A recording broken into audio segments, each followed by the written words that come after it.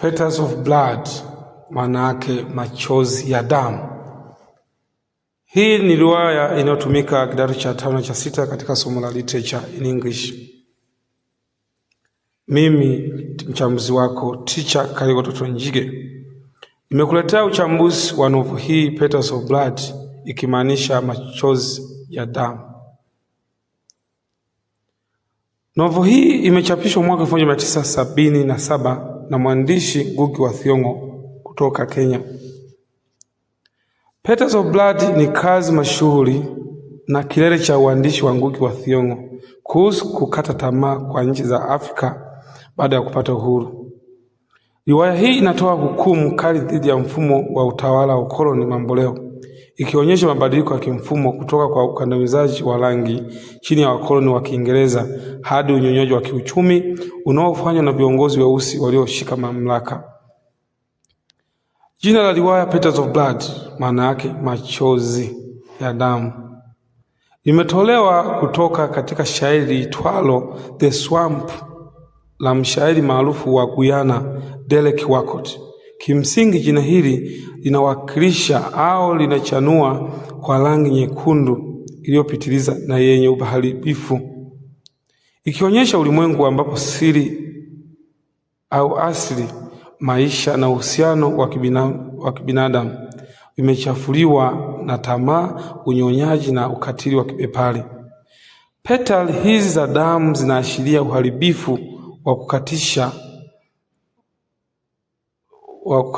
wa matabaka la wafanyakazi na wakulima maskini ambao nguvu zao na damu yao inanyonywa ili kujaza matumbo ya tabaka la wanasiasa na mabepari walafi. Ngugi wa Thiong'o aliandika riwaya hii katika sehemu ya mapambano ya kisiasa na kihistoria baada ya kushuhudia Kenya ikipata uhuru mwaka 1963. Ngugi aliona kwamba ahadi zote zilizotolewa wakati wa mapambano ya ukombozi, kama vile ugawaji wa ardhi kwa haki, usawa wa kijamii na uhuru wa kiuchumi, zilisalitiwa kwa makusudi.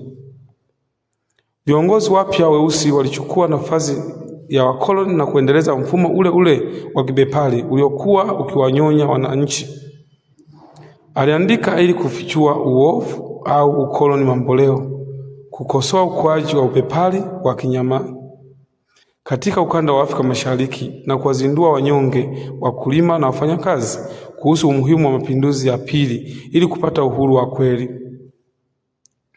Jina la riwaya hii la kiishara, yaani zinasema kwamba ni symboliki au kwa namna nyingine ni kejeli, sio jina la moja kwa moja, kwa sababu hadithi haihusiani na mambo ya kilimo cha maua ya damu, bali linabeba maana nzito ya kifasihi. Kwa nini tunasema ni symbolic title?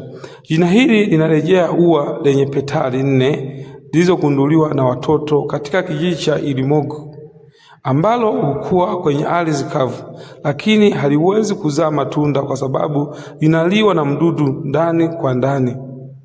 Ua hili ni ishara ya taifa la Kenya na mataifa mengine ya Afrika baada ya uhuru, yanayoonekana kuwa mazuri kwa nje kwa sababu ya kupata uhuru, lakini yameoza kwa ndani kutokana na unyonyaji wa kibepari. Kwa namna nyingine, kwa nini tunasema kwamba ni ionic title? Kwa kawaida maua yanawakilisha uzuri, upendo, amani na maisha mapya.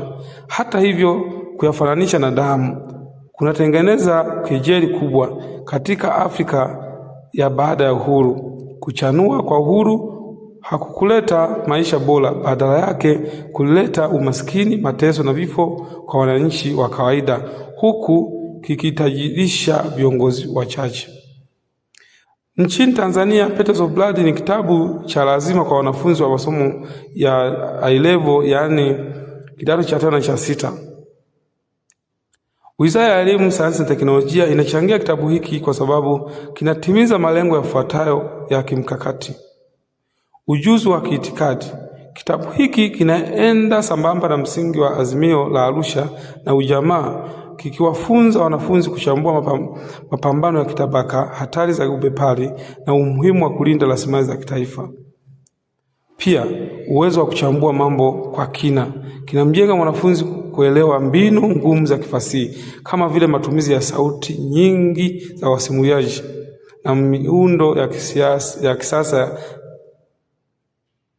Riwaya Peters of Blood inatumia muundo wa kinyumenyume na si muundo wa mtiririko wa moja kwa moja. Hadithi inaanza katikati ya matukio ambapo wakurugenzi watatu wa Benki ya Ukombozi wa Kiuchumi wa Afrika, Chui, Kimeria na Mzigo, wanauawa kwa kuchomewa moto mjini New Ilimogu. Polisi wanawakamata washukiwa wanne: Munira, Wanja, Abdalla pamoja na Karega. Kupitia maelezo yao kwa polisi na kumbukumbu zao, msomaji anarudishwa nyuma miaka 12 ili kuona jinsi kijiji cha Ilimogu kilivyobadilika kutoka kijiji cha kimaskini hadi kuwa mji mkubwa wa kibepari wenye unyonyaji mkubwa. Riwaya hii ina takribani kurasa kuanzia 340 hadi 360 na imegawanyika katika sehemu kuu 4 zenye jumla ya sura 12 za ndani. Inahusisha wahusika wakuu wanne ambao ni Godfrey Mnira, mwalimu wa shule mwenye mgogoro mkubwa wa kisaikolojia. Alikimbilia Ilimogu kukimbilia ukataji tamaa na mfumo wa baba yake tajiri wa kibepari. Mwishowe anakuwa na msimamo mkali wa kidini na ndiye aliyeteketeza jengo kwa moto. Mhusika mwingine ni Karega, kijana msomi, mwanaharakati na kiongozi wa vyama vya wafanyakazi. Anawakilisha msimamo wa kisosialisti na mapinduzi ya wafanyakazi. Mhusika mwingine ni Wanja, mwanamke jasiri aliyewahi kudhalilishwa na Kimeria huko mjini. Anawakilisha tabaka la wanawake wa Afrika wanaopambana na mfumo wa ukandamizaji ya mfumo dume na ubepari. Na mhusika mwingine ni Abdalla, shujaa wa vita vya Maumau aliyepoteza mguu wake kwenye mapambano ya uhuru. Anamiliki duka dogo akionyesha jinsi mashujaa wa kweli walivyosaulika baada ya uhuru kupatikana. Hebu tuangalie sura moja, yani chapter moja hadi chapter nyingine, na kama jinsi nilivyosema kwamba kitabu hiki kimegawanyika katika part 4, yani sehemu 4. Katika sehemu ya kwanza part 1 inakuwa na sura au chapter 4, yani chapter ya kwanza hadi ya 4. Inaanza na ukamataji wa washukiwa wakuu wanne. Munira anaanza kuandika maelezo yake mbele ya mkaguzi wa polisi Godfrey. Hapa ndipo tunapoona jinsi Ilimogu ya zamani ilivyokuwa inakabiliwa na ukame mkali na kusahaulika na serikali. Sehemu ya pili nayo inaanzia sura ya 5 hadi ya 7.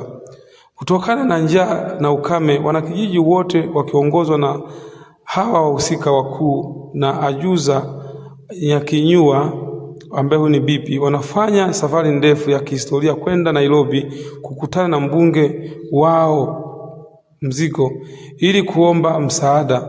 Katika safari hii wanakutana na ukatili wa viongozi wapya na Wanja analazimika kujizalilisha ili kuokoa mtoto wa Abdalla. Tuangalie pati nyingine ya 3 ambayo sehemu ya 3 ambayo inaanzia sura ya 8 hadi ya 10. Maendeleo ya kibepari yanaingia Ilimogu kupitia ujenzi wa barabara kuu. Kijiji kinagawanyika mara 2, Ilimogu ya zamani na New Ilimogu ya sasa. Mabepari, Chui, Kimeria na Mzigo wananyang'anya ardhi za wanakijiji kupitia mkopo ya benki na kugeuza pombe ya asili Sengeta kuwa biashara yao kubwa ya viwanda. Pati au sehemu ya 4 ambayo ndio ya mwisho inaanzia sura ya 11 hadi 12. Tofauti kati ya matajiri na maskini inafikia kilele. Karega anaanzisha migomo ya wafanyakazi. Munira anachoma moto dangulo la Wanja akiamini anamuokoa Karega na kusababisha vifo vya Chui, Kimeria na Mzigo waliokuwa ndani. Ingawa kitabu kinaishia Karega akiwa gerezani, kinaacha matumaini makubwa ya mapinduzi ya wafanyakazi. Mwalimu Kaligo Doto Njige anabainisha kuwa riwaya hii ni nyenzo muhimu katika kufundisha mada zifuatazo. Mada za kidato cha 5 ambayo topic inafahamika kwa jina za Origin and Development of Literature, nadharia ya chimbuko la fasihi. Riwaya hii inaonyesha jinsi fasihi inavyotokana na maisha halisi ya kiuchumi na kijamii husika kupitia hadithi za Nyakinyua ambaye huyu ni bibi kuhusu mashujaa wa zamani. Topic nyingine ambayo inafundishwa kidato cha 5 inafahamika kwa jina la The Origin and Development of African Literature in English. Inawakilisha kizazi cha pili cha waandishi wa Afrika walioacha kulalamikia mzungu na kuanza kukosoa viongozi weusi, post-colonial displacement. Na mada nyingine ambayo inatumika kidato cha 5 kwenye somo la Literature in English, Analysis of Literary Criticism Theories. Kitabu hiki ni mfano bora wa nadharia ya Kimarx na kifeminism katika kuchambua matabaka na unyonyaji. Hebu tuangalie topic za kidato cha 6, yani form 6 kwenye somo la Literature in English ambazo zinaendana na hii novel, yani riwaya Petals of Blood. Mojawapo ya topic inaitwa Analyzing Liberation and Post-Colonial Literature. Kitabu kinachambua kwa kina usaliti wa uhuru wa bendera na jinsi ukombozi kamili unavyohitajika. Na topic nyingine ya kidato cha 6 inafahamika kwa jina Literature and Politics and Social Inequality. Ngugi anaonyesha wazi jinsi siasa inavyotumiwa kutengeneza matabaka na umaskini mkubwa kati ya walio nacho na wasio nacho. Kwa kuhitimisha, riwaya Petals of Blood si hadithi tu ya kusikitisha, bali ni darasa tosha la harakati za ukombozi wa mwanadamu. Kupitia mwongozo thabiti wa mwalimu Kaligo Doto Njige, The Marriage of Literature, wanafunzi kote nchini Tanzania, hasa kanda ya Ziwa na kanda ya Magharibi, wanahimizwa kutotumia kitabu hiki kwa ajili ya kufaulu mtihani pekee, bali kama chombo cha kuwasaidia kuwa raia wema, wapenda haki na wenye uwezo wa kupambana na dhuluma zote katika jamii zetu. Mapambano yanaendelea. Asante kwa kunisikiliza. Huo ndo mwisho wa uchambuzi.